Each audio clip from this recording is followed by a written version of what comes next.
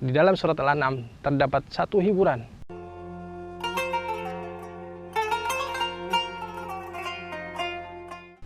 Bismillahirrahmanirrahim. Assalamualaikum warahmatullahi wabarakatuh. Alhamdulillahi rabbil alamin wa afdhalus salati wa atammut taslimi ala sayyidina Muhammad wa ala alihi wa sahbihi ajma'in. Ikhwafillah rahimakumullah. Pada hari ini adalah hari yang ketujuh. Insyaallah kita akan membahas tadabbur singkat, tadabbur light pada surat Al-An'am. Sebab juz 7 ada bagian dari surat Al-Maidah dan surat Al-An'am. Surat Al-An'am adalah surat yang begitu istimewa. Di antara keistimewaannya adalah bahwasanya surat ini adalah surat satu-satunya Makkiyah dari urutan As-Sab'ut Tiwal, atau surat di antara 7 surat yang panjang. Apa itu 7 surat? Surat Al-Baqarah, Ali Imran, An-Nisa, Al-Maidah, kemudian Al-An'am. 4 surat awal sebelumnya, yaitu dari Al-Baqarah sampai Al-Maidah, adalah surat Madaniyah. Adapun surat Al-An'am adalah surat Makkiyah. Yang kemudian yang keenam adalah surat Al-A'raf, juga kembali Madaniyah. Kemudian yang ketujuh surat Al-Anfal, ada yang berpendapat surat At-Taubah, atau bahkan satu lagi surat Yunus. Yang kemudian Yunus ini adalah surat yang Makkiyah juga. Ala kullin, surat Al-An'am menurut dalam tafsir Ar-Razi atau tafsir Al-Kabir li Fakhruddin Ar-Razi, beliau mengatakan mumayyizat, keistimewaan dari surat Al-An'am ini adalah yang pertama, karena surat Al-An'am diturunkan duf'atan wahidah, turunnya sekali turun. Padahal jumlahnya adalah 165 ayat, turun sekaligus. Yang kedua, kata Imam Ar-Razi, surat Al-An'am ini adalah ketika turun syayya'aha alfam minal malaikah, turunnya diiringi bersama 1000 malaikat. Maka apa sebenarnya sir rahasia dari surat Al-An'am ini? Ternyata surat Al-An'am ini adalah surat yang diturunkan oleh Allah Subhanahu wa taala pada tahun keempat kenabian dari Nabi Muhammad sallallahu alaihi wasallam. Dan kita tahu bahwasanya tahun keempat adalah tahun pertama dari fase dakwah Nabi sallallahu alaihi wasallam untuk terang-terangan. Tidak lagi Rasulullah sallallahu alaihi wasallam diperintahkan untuk meneruskan fase pertamanya, yaitu fase dakwah dengan sembunyi-sembunyi. 3 tahun pertama di Mekah adalah fase dakwah sembunyi-sembunyi, hanya keluarga dekat, sahabat-sahabat dekat, ya. Kemudian tahun keempat ini adalah Rasulullah sudah mulai diperintahkan untuk memulai dakwah dengan terang-terangan, terbuka.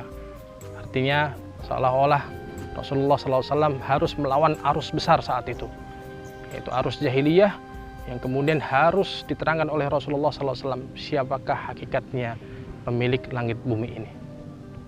Maka kemudian kalau kita bisa merasakan, kalau kita bisa menjiwai bagaimana beban yang diterima oleh Rasulullah SAW dan para sahabat saat itu, tentu begitu besarnya kesedihan, kesusahan yang dirasakan para sahabat dan Rasulullah SAW.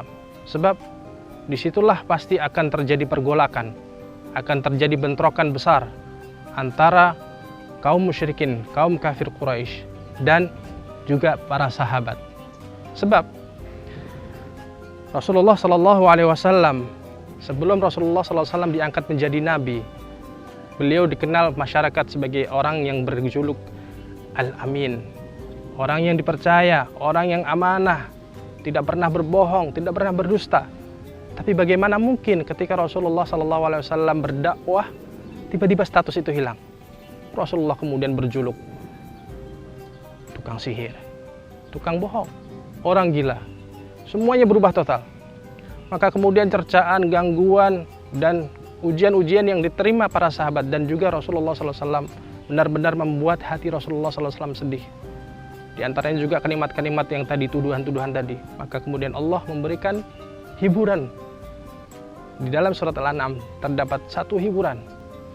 Rasulullah SAW menerima ayat itu pada ayat yang ke-33 dan 34. Allah Subhanahu wa taala mengatakan, A'udzubillahi minasyaitonirrajim. Bismillahirrahmanirrahim. Qad na'lamu innahu la yahzunuka allazi yaqulun fa innahum la yukadzibunaka walakinnadh zalimina biayatillahi yajhadun. Wahai Muhammad, sungguh kami mengetahui bahwasanya apa yang mereka katakan terhadapmu itu benar-benar membuatmu sedih. Tapi ketahuilah Muhammad, fa innahum la yukadzibunaka, mereka itu sesungguhnya tidak sedang mendustakanmu, tetapi walakinnadz zalimina biayatillahi yajhadun. Memang begitulah orang-orang zalim, yaitu mereka berpaling, membantah. Maka kemudian ayat 34-nya, walaqad kudzibat rusulun min qablika fasabaru ala ma kudzibu. Rasul-rasul sebelummu wahai Muhammad itu juga sudah didustakan, tetapi fasabaru ala ma kudzibu. Ketika mereka didustakan, mereka semuanya bersabar hatta atahum nasruna, sampai datanglah pertolongan kami untuk mereka. Sehingga ini menjadi sebuah hiburan besar bagi Nabi Muhammad SAW. Sebab memang arus besar saat itu adalah arus pertentangan jahiliyah dan kebenaran. Rasulullah SAW harus mendapatkan perlakuan yang sangat tidak baik, sangat tidak nyaman dari kaumnya saat itu. Bagaimana kemudian bisa yang kebiasaan kaum jahiliyah menyembah berhala kemudian harus diterangkan oleh Rasulullah SAW tentang siapakah Tuhanmu yang sesungguhnya, siapakah pemilik langit bumi ini. Maka di dalam ayat Al-An'am banyak disebutkan perintah Rasulullah SAW untuk menyampaikan Qul, ada Qul liman ma fis samawati wal ardi qul lillah. Katakanlah wahai Muhammad, liman ma fis samawati wal ardi, siapakah pemilik semua ini, langit bumi ini milik siapa? Qul lillah, katakanlah lillah, milik Allah. Kemudian walahu ma sakana fil laili wan nahari wa huwas samiul alim, semua yang ada pada malam dan siang ini semuanya milik Allah. Wa huwas samiul alim. Kemudian Allah menerangkan wa indahu mafatihul ghaibi la ya'lamuha illahu, perkara-perkara yang gaib semua kuncinya ada pada Allah, la ya'lamuha illahu. Kemudian wa huwal ladzi yatawaffakum bil-laili wa ya'lamu ma jarahtum bin-nahar, dialah Allah satu-satunya alladzi yatawaffakum bil-lail, yang menyebabkan kamu yatawaffakum, separuh meninggal yaitu tidur, bil-lail wa ya'lamu ma jarahtum bin-nahar, dan mengetahui apa yang kamu perbuat pada siang hari. Semuanya itu tentang kebesaran Allah, tentang kerajaan Allah, tentang sifat-sifat Allah. Disitulah makna dari dakwah tauhid. Rasulullah SAW diperintahkan untuk menjelaskan sejelas-jelasnya, segamblang-gamblangnya. Sementara pasti yang akan menjadi ujian bagi Rasulullah SAW adalah penolakan. Maka semoga pengetahuan tentang sejarah Nabi SAW yang kita dapatkan hari ini, semoga menambah kecintaan kita kepada Nabi Muhammad SAW. Kita umat Islam yang saat ini hidup dengan nyaman, seharusnya semestinya banyak-banyak berterima kasih kepada Nabi Muhammad SAW. Sebab tidak sebanding kesusahan apa yang kita terima dengan kesusahan yang dialami oleh Rasulullah dan para sahabatnya saat itu. Mungkin itu tadabbur singkat pada hari ini.